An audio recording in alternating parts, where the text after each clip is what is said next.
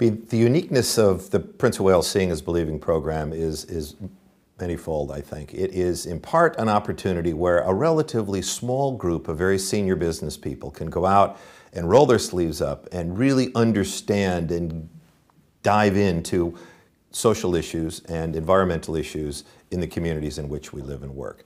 To both see a problem, to get perhaps a glimpse of a potential solution, to be teased and nudged into thinking about what role they might play, both as a leader, as a parent, or as a business in addressing these issues, and also to reflect a little bit about why should it matter to them as a business and as a business leader. Where is the value creation opportunity for their own organization by living their values? How can engagement on key social issues like the ones we look at through Seeing is Believing be part of the brand building and development of a business, the recruiting, retaining, and developing the best people, the risk management, and the seizing of business opportunities? How do all of these things come together when looking at a problem? And what has been fascinating looking at the thousands of business leaders who have been through this program over the years is how many arrive unsure of what they're going to see, not quite clear on what relevance it might have to them and to their business,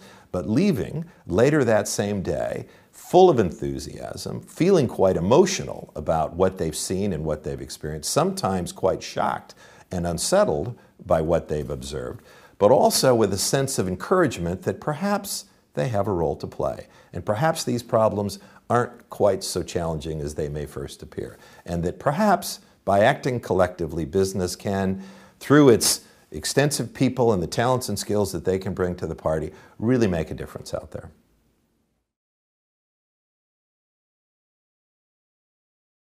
Managing a business is more complex than ever before. The pace of change, the pressures that we're seeing, the evolution of society, the disruptive technologies that are lurking around behind every business model, the decreasingly short tenures that business leaders have, and this quite fundamental breakdown in trust between many businesses and the communities in which they operate. So these are big and important issues that business leaders have to face. I think increasingly business leaders are recognizing that they cannot be divorced from the issues that they face, whether they're trying to get the right skills to come into their business, whether they're trying to create long-term relationships with customers, manage through government regulations. All of these things require a different kind of behavior. And of course, social media and the whole digital age has been quite a game changer in terms of how information is transmitted.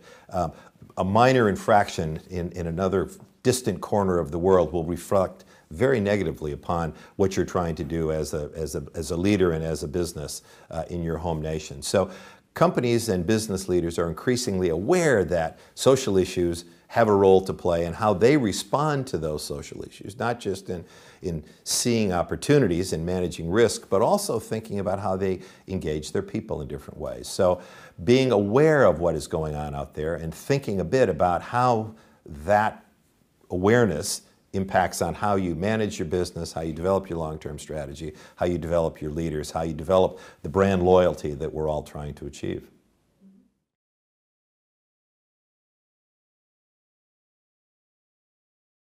All the surveys out there tell us some interesting and quite concerning things.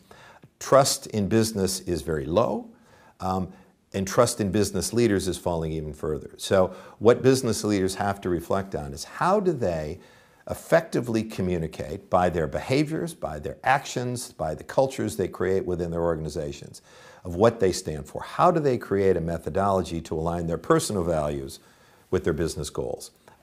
These are difficult things to do, and the larger your organization and the more geographically dispersed you are, the more challenging it is to do that.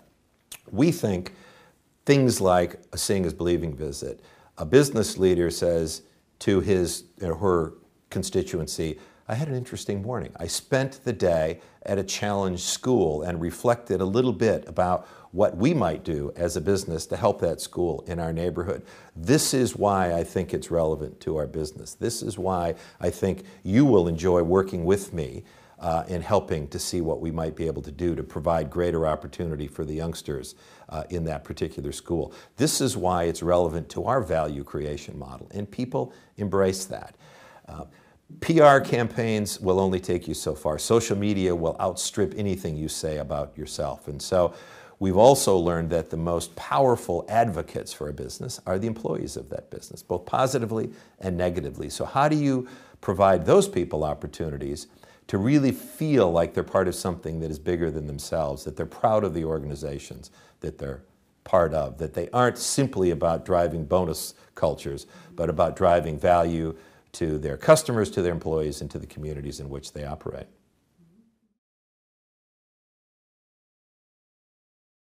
We're often asked the question about what's the business case for responsible behavior? And it's a complex and long answer, and I won't give you one.